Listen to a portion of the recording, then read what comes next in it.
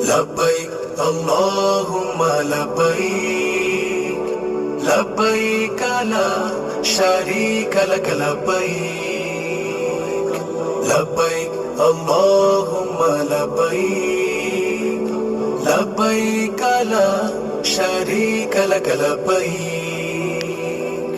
শুভ্র পোশাকের ইহরাম জড়িয়ে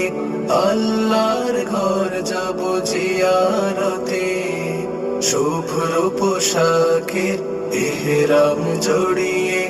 আল্লাহর ঘর যাব জিয়ারতে